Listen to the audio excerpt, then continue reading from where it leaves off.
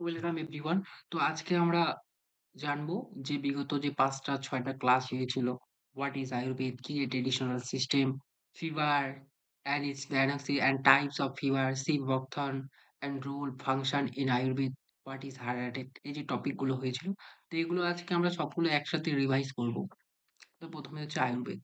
আয়ুর্বেদ কি? এটি একটি ঐতিহ্যবাহী প্রাচীন চিকিৎসা যা সংস্কৃত দুটি শব্দ থেকে এসেছে। আয়ুষ শব্দের অর্থ হলো জীবন আর বেদ শব্দের অর্থ বিজ্ঞান বা জ্ঞান। সুতরাং আয়ুর্বেদ শব্দের অর্থ হলো জীবনের বিজ্ঞান। এটি একটি সামগ্রিক অর্থাৎ হলিস্টিক চিকিৎসা ব্যবস্থা যেখানে শুধুমাত্র রোগ নিরাময়ের চেয়ে স্বাস্থ্যকর জীবনযাত্রার উপর বেশি জোর দেওয়া হয়। আয়ুর্বেদের মতে মানব শরীর, মন ও আত্মার মধ্যে একটি সঠিক ভারসাম্য বজায় রাখা এবং স্বাস্থ্যের মূল লক্ষ্য। এটি মূলত ভেষজ উদ্ভিদের মাধ্যমে প্রচলিত একটি চিকিৎসা পদ্ধতি যা ৫,০০০ বছরের পুরনো। তো প্রাচীনকালে কি হতো? আগে কোনো এমবিবিএস বা এমডি ডিগ্রি এগুলো হতো না। তো তখন মানুষ কিভাবে চিকিৎসা করত? তখন যে পদ্ধতির মাধ্যমে মানুষ চিকিৎসা করত সেটা হচ্ছে আয়ুর্বেদ। এটা প্রায় আজ থেকে ৫,০০০ বছরের পুরনো একটা পদ্ধতি। এটা বর্তমানে কিন্তু এখনো গ্রামে এই পদ্ধতি এখনো কিন্তু প্রচলিত আছে। এই পদ্ধতিগুলোর মধ্যে বিভিন্ন পদ্ধতি রয়েছে। কি, কি রয়েছে? এক ঝলকে আমরা দেখে নিই। ১ম এ হচ্ছে নেচুরোপ্যাথি। তারপরে সিদ্ধা রয়েছে, হোমিওপ্যাথি, এদিকে ইউনানি, আয়ুর্বেদ এবং ইয়োগা। এই যে পদ্ধতিগুলো রয়েছে এক করে একবার প্রত্যেকটা সম্পর্কে জানবো। ১ম এ হচ্ছে ইয়োগা। ইয়োগা কি? একটি প্রাচীনতম আধ্যাত্মিক শারীরিক অনুশীলনের একটি রূপ। আমরা অনেকেই ইয়োগা করি। ইয়োগা কি করে? বিভিন্ন আসন করা হয়। যেমন হচ্ছে ধ্যান করা হয়, ভুজঙ্গাসন করা হয়, প্রাণায়াম করা হয় ইত্যাদি। এর মাধ্যমে কি হয়? দেহ এবং মনের মধ্যে সমন্বয় সাধন করা যায়। ফলে কি হয়? মানুষের মধ্যে মানসিক চাপ কমে, রোগ প্রতিরোধ ক্ষমতা বৃদ্ধি পায়, শরীরের নমনীয়তা বৃদ্ধি পায় এবং সামগ্রিক ও মানসিক শারীরিক স্বস্তি বজায় থাকে। বিশেষত বিশ্বজুড়ে ২১শে জুন আন্তর্জাতিক যোগ দিবস হিসেবে পালন করা হয়, যা বিশ্বজনীন গ্রহণযোগ্যতা তুলে ধরে। তারপরে হচ্ছে নেচারোপ্যাথি। নেচারোপ্যাথি এমন একটি চিকিৎসা ব্যবস্থা যা শরীরের নিজস্ব নিরাময় ক্ষমতাকে উদ্দীবিত করার জন্য একটি প্রকৃতি। নেচারোপ্যাথিও সেই আয়ুর্বেদ চিকিৎসা পদ্ধতির একটি প্রাচীনতম পদ্ধতি হচ্ছে নেচারোপ্যাথি। এর মাধ্যমে কি হয়? আমাদের যে শরীরের রোগ তার ভারসাম্যহীনতার ফল এবং ওষুধ এবং অস্ত্রোপচার এড়িয়ে প্রাকৃতিক চিকিৎসা যেমন স্বাস্থ্যকর খাদ্যাভ্যাস, উপবাস, জলচিকিৎসা এবং মাটির চিকিৎসা এবং মাসাজ ব্যবহার করা হয়। ভূমিকা: জীবনযাত্রার পরিবর্তন হয়। প্রাকৃতিক উপাদান ব্যবহার করে দীর্ঘস্থায়ী রোগ নিরাময় এবং স্বাস্থ্য বজায় রাখতে এটি সাহায্য করে। নেক্সট পয়েন্ট হচ্ছে সিদ্ধা। সিদ্ধা কি? সিদ্ধা হলো একটি প্রাচীন ভারতের একটি অন্যতম আয়ুর্বেদিক চিকিৎসা পদ্ধতি। এটি মূলত কোথায়? এটি দেখা যায় হচ্ছে দক্ষিণ ভারতে মূলত। এটা সম্পূর্ণ ভারতবর্ষে নেই কিন্তু দক্ষিণ ভারতে সবচেয়ে বেশি দেখা যায়। বিশেষত তামিলনাড়ু।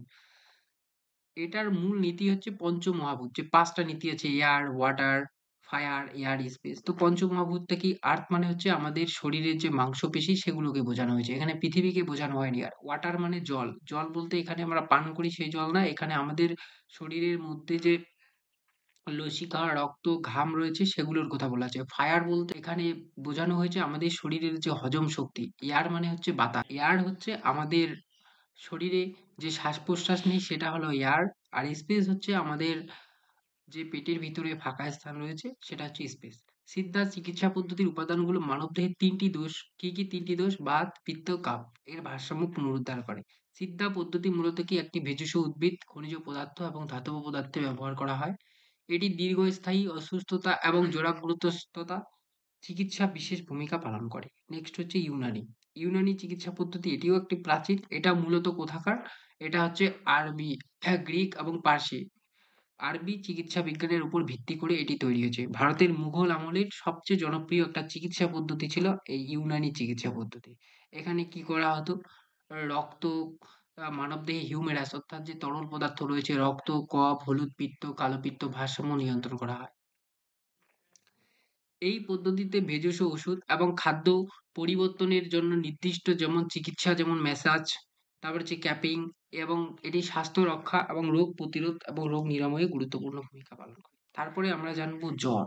জ্বর হলে আমাদের কি হয়? মাথা যন্ত্রণা করে, শরীর অস্বস্তি লাগে, গলা খুসখুস করে। এই কারণগুলো কিন্তু হচ্ছে জ্বরের লক্ষণ। এবার জ্বর কিন্তু কোনো একটা রোগ নয়। জ্বর হচ্ছে আমাদের শরীরে যদি অন্য কোনো রোগ আমাদের শরীরে বাসা বাঁধে, সেই রোগের একটা লক্ষণ প্রকাশ করে এই জ্বরের মাধ্যমে। এবার জ্বর হচ্ছে এমন একটি শারীরিক তাপমাত্রা, যখন আমাদের যে শারীরিক তাপমাত্রা সেটা আমাদের স্বাভাবিকের থেকে যখন বেড়ে যায় তখন তাকে জ্বর বলে। আমাদের শারীরিক তাপমাত্রা 98 ডিগ্রি এর বেশি যদি হয়, 100 ডিগ্রি যদি পার হয়ে যায় তখন মানুষের স্বাভাবিক তাপমাত্রা বৃদ্ধি পেলে যেটা হয় সেটা হচ্ছে জ্বর। আয়ুর্বেদে জ্বরকে বলা হয় জ্বর রোগ, এবং আয়ুর্বেদ অনুসারে ৩টি শক্তির কথা বলা হয়েছে: দোষ, বাত, পিত্ত, কাপ, এবং ভাষণে জ্বর সৃষ্টি হয়। এই দোষগুলির মধ্যে পিত্ত, যা শরীরের তাপ বিপাক নিয়ন্ত্রণ করে। আয়ুর্বেদ জ্বরের রোগ নির্ণয়। আয়ুর্বেদ চিকিৎসা জ্বরের কারণ প্রকৃতি নির্ণয় করতে কয়েকটি পদ্ধতি অনুসরণ করে। প্রথমে হচ্ছে দোষ মূল্যায়ন। রোগীর মধ্যে কোনো দোষের ভারসাম্যহীনতা ঘটছে তা নির্ণয় করা যায়। চিকিৎসার ইতিহাস এবং জীবনযাত্রা পর্যালোচনা। রোগীর খাদ্যাভ্যাস বা দৈনন্দিন রুটিন, পূর্বেকার রোগের ইতিহাস বিশ্লেষণ করা যায় এই জ্বরের মাধ্যমে। তবে শারীরিক পরীক্ষা, নাড়ি পরীক্ষা, জিহ্বা পরীক্ষা, মলমূত্রের অবস্থা এবং ত্বক স্পর্শ করে জ্বরের ধরন বোঝার চেষ্টা করা হয়। আয়ুর্বেদ জ্বরের চিকিৎসা, রোগ প্রতিরোধ ক্ষমতা। আয়ুর্বেদে জ্বরের চিকিৎসায় রোগ প্রতিরোধ ক্ষমতা বৃদ্ধি, প্রদাহ কমাতে এবং নিরাময় এবং দ্রুত করার জন্য বিভিন্ন ভেষজ ওষুধ এবং থেরাপির পরামর্শ দেওয়া হয়। এই বিভিন্ন, যেমন গাছগাছড়া, হলুদ, তারপরে হচ্ছে লবঙ্গ, এই জ্বরের এগুলো কিন্তু তুলসী, এগুলো কিন্তু জ্বরের জন্য গুরুত্বপূর্ণ ভূমিকা পালন করে। তারপরে হচ্ছে সিবাকথান। সিবাকথান হচ্ছে একটা ফল, যেটা কোথায় দেখা যায়? মূলত হিমালয়ান অঞ্চলে দেখা যায়, যেটা ভারতের সঞ্জীবনী নামে পরিচিত। এই সিবাকথানের এই যে ছবি, এটা হচ্ছে সিবাকথানের ছবি। সিবাকথানে কি, কি থাকে? যে ভিটামিন সি থাকে, মিনারেলস থাকে, খনিজ থাকে এগুলো। এই ফলটি পুষ্টি ভান্ডার বিশাল। এর প্রধান কাজ এবং উপকারিতাগুলি হলো, এটা ফলটা কি করে? এই ফল খেলে আমাদের রোগ প্রতিরোধ ক্ষমতা বৃদ্ধি পায়। এটি কি করে? ভিটামিন সি, অ্যান্টিঅক্সিডেন্টে ভরপুর, যা শরীরে রোগ প্রতিরোধ ক্ষমতাকে অর্থাৎ ইমিউন সিস্টেমকে শক্তিশালী করতে সাহায্য করে। তারপর কি করে? হার্টের স্বাস্থ্য।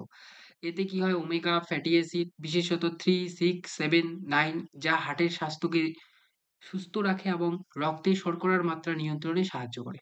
তারপরে কি করে? ত্বক এবং চুল। এর এই তেল, সিবাকথান থেকে যে তেল হয়, এই তেল ব্যবহার করলে আমরা শরীরে ময়েশ্চারাইজার এবং স্বাস্থ্যকর রাখতে পারি, এবং চুল এবং নখের স্বাস্থ্যের জন্য কিন্তু অত্যন্ত উপকারী। তারপর লিভারের স্বাস্থ্য। এটি লিভারের জন্য অত্যন্ত গুরুত্বপূর্ণ এবং লিভারের স্বাস্থ্যকে সুরক্ষিত রাখে এবং মানসিক চাপ কমাতে সাহায্য করে। হার্ট অ্যাটাক কি? হার্ট অ্যাটাক হচ্ছে আমাদের হার্ট হঠাৎ করে বন্ধ হয়ে যাওয়া। এটা হচ্ছে হার্ট অ্যাটাক।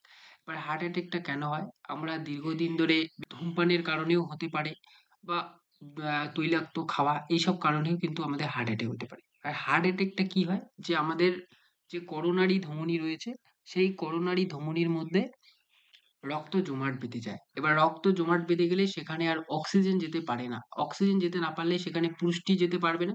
ফলে সেখানকার যে মাংসপেশি রয়েছে সেই মাংসপেশি ব্লক হয়ে যাবে।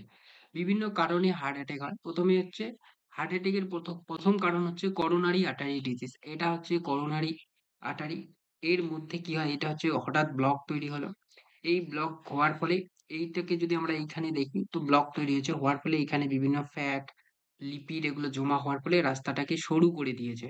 ফলে এখানে রক্ত জমাট বাঁধতে পারছে, ফলে রক্ত চলাচলের যে রাস্তাটা সেটা কিন্তু বন্ধ হয়ে যাচ্ছে। একটা সময় এগুলো সম্পূর্ণ পূর্ণ হয়ে যায়। তখন পূর্ণ হয়ে যাওয়ার ফলে রক্ত তো আর যেতে পারে না। তখন এখানে হার্ট ব্লক হয়ে যায়। অর্থাৎ এইখানে আর রক্ত আসতে পারছে না। তো এখানে যদি রক্ত আসতে না পারে তখন কি হবে? এখানকার মাংসপেশির কার্যকারিতা, কার্যক্ষমতা হারিয়ে যাবে। অর্থাৎ রক্ত জমাট বাঁধবে। এখানে পয়েন্ট হচ্ছে প্লেক জমা হওয়া। করোনারি ধমনীতে চর্বি, কোলেস্টেরল, অন্যান্য পদার্থ জমা হতে শুরু করে, যাকে প্লাক বলে। এই প্রক্রিয়াকে এথ্রোক্লুরোসিসও বলে। রক্ত প্রবাহে বাধা। প্লেক জমতে থাকার কারণে ধমনী সংকুচিত হয়ে যায়, ফলে হৃৎপিণ্ডে রক্ত প্রবাহ কমে যায়। এবং তারপরে কি হয়? রক্ত জমাট বাঁধা। অনেক সময় প্লেকের আবরণটি ফেটে যায় এবং চারপাশে রক্ত জমাট বেঁধে যায়। এই জমাট বাঁধা রক্ত সম্পূর্ণভাবে ধমনীকে অবরুদ্ধ করে। তারপরে কি হয়? পেশির ক্ষতি হয়। রক্ত প্রবাহ সম্পূর্ণরূপে বন্ধ হয়ে গেলে হৃৎপিণ্ডের পেশির সেই অংশে অক্সিজেন পৌঁছাতে পারে না, যার ফলে টিস্যু ক্ষতিগ্রস্ত হয় এবং মারা যায়। এবার হার্ট অ্যাটাক যখন হয় তার আগে কিন্তু কিছু লক্ষণ দেখা যায়। সেই লক্ষণগুলো কি, কি? বুকে ব্যথা হয়, বুকের মাঝখানে চাপ, আঁটো-সাঁটো, ভারী হওয়া, চেপে ধরার মতো অনুভূতি, যা কয়েক মিনিটের জন্য স্থায়ী হতে পারে বা চলে গিয়ে আবার ফিরে আসতে পারে। তারপর ব্যথা ছড়িয়ে পড়া, বুকের ব্যথা অস্বস্তি কি হয়? জোয়ালে, পিঠে, বাহুতে, কাঁধে ছড়িয়ে পড়ে। অন্যান্য লক্ষণ কি হয়? শ্বাসকষ্ট হয়, বমি, বমি ভাব, বদহজম হয়, অতিরিক্ত ঘাম, মাথা ঘোরা, দুর্বল, হার্ট অ্যাটাক প্রতিরোধ ইত্যাদি। তারপরে এই যে হার্ট অ্যাটাক হলো, হার্ট অ্যাটাকের লক্ষণগুলো, এবার হার্ট অ্যাটাক থেকে বাঁচার কিছু ঘরোয়া পদ্ধতি রয়েছে। কি, কি? ১ম এ হচ্ছে অর্জুন গাছের ছাল। হৃদপিসের জন্য অত্যন্ত গুরুত্বপূর্ণ এবং আয়ুর্বেদের এটা অত্যন্ত গুরুত্বপূর্ণ একটা ওষুধ। এই অর্জুন গাছের ছাল কি করে? ডিকশন প্রতিদিন ১ থেকে ২ কাপ খেলে হৃৎপেশির যে রক্ত সঞ্চালন ভালো হয়। অশ্বগন্ধা কি স্ট্রেস কমায় এবং রক্তচাপ নিয়ন্ত্রণে সাহায্য করে। হার্টের উপর চাপ কমিয়ে কার্যক্ষমতা বাড়ায়। তারপর যে ব্রাহ্মী শাক কি স্নায়ু শান্ত করে, মানসিক চাপ কমায় যা হার্ট অ্যাটাকের ঝুঁকি কমাতে সাহায্য করে। তারপরে কি হয়? রসুন। রসুন হচ্ছে রক্তকে তরল রাখে, কোলেস্টেরল কমায়, ধমনির ব্লকেজ প্রতিরোধে সাহায্য করে। প্রতিদিন কাঁচা রসুন ১ থেকে ২ টা কোয়া যদি খাওয়া যায়, যা শরীরের পক্ষে অনেক উপকারী। তারপর হচ্ছে হলুদ। হলুদের একটা গুরুত্বপূর্ণ উপাদান থাকে কারকিউমিন, যা কি করে? প্রদাহ কমায় এবং হৃৎপিণ্ডের সুরক্ষা দেয় এবং হলুদ কি করে? আমাদের ইমিউন সিস্টেমকে বুস্ট করে। অর্থাৎ ইমিউনিটি অনাক্রম্যতাকে বৃদ্ধি করে, রোগ প্রতিরোধ ক্ষমতা বৃদ্ধি করে। ত্রিফলা, ত্রিফলা কি হয়? এক ধরনের টক্সিন বের করে। ত্রিফলা হচ্ছে হজম শক্তি ভালো রাখে, তারপরে কোলেস্টেরল নিয়ন্ত্রণে সাহায্য করে। এছাড়াও আমাদের কি করতে হবে?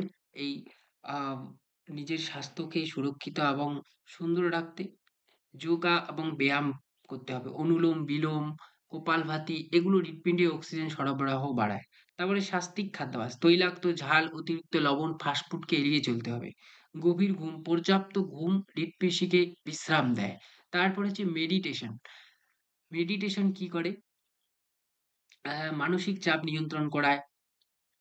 তো আমরা কি আজকে জানলাম যে হোয়াট ইজ আয়ুর্বেদ, আয়ুর্বেদ কি, আয়ুর্বেদের বিভিন্ন প্রক্রিয়াগুলো কি, কি ট্র্যাডিশনাল সিস্টেম গুলো কি, কি ইয়োগা, ইউনানি, জ্বর কেন হয়, জ্বরের বিভিন্ন ধরন, বাত জ্বর, পিত্ত জ্বর, কাফ জ্বর, জ্বরের লক্ষণগুলো কি, কি এবং বিভিন্ন প্রকার জ্বর এবং জ্বর থেকে আমরা কিভাবে মুক্তি পাবো বিভিন্ন ওষুধ ঘরোয়া পদ্ধতির মাধ্যমে ব্যবহার করে সেগুলো জানলাম এবং সি বাকথান কি?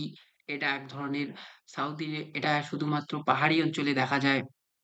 এর কাজ কি? এর উপকারিতা কি? কি করে আমাদের হৃদপেশিকে সঞ্চালন বাড়ায়, রোগ প্রতিরোধ ক্ষমতা বাড়ায়, আমাদের ত্বককে সুস্থ রাখে এবং লাস্টে জানলাম হার্ট অ্যাটাক। হার্ট অ্যাটাক কেন হয়? হার্ট অ্যাটাকে করোনারির পেশিতে ব্লক তৈরি হলে করোনারি ধমনীতে যদি ব্লক তৈরি হয় সেই কারণে হার্ট অ্যাটাক হয়। এবার হার্ট অ্যাটাকের ফলে আমাদের কি লক্ষণ দেখা দেয়? হার্ট অ্যাটাকে বুকে ব্যথা দেখা দেয়। তারপরে হচ্ছে আমাদের শ্বাসকষ্ট হয়, মাথা ধরা, মাথা যন্ত্রণা এসব করে হার্ট অ্যাটাকে। শরীর ব্যথা করে। এবং হার্ট অ্যাটাক থেকে বাঁচার বিভিন্ন উপায়গুলোও জানলাম যে অর্জুন গাছের ছাল ব্যবহার করা, রসুন ব্যবহার করা, হলুদ ব্যবহার করা। এগুলো যদি আমরা ব্যবহার করি তাহলে আমরা তো আজকে যে কয়েকটি ক্লাস হলো, সমস্ত ক্লাস আমরা একসঙ্গে আলোচনা করলাম। তো আজকের ক্লাস আমাদের এই পর্যন্তই থাকলো। দেখা হচ্ছে পরবর্তী ক্লাসে।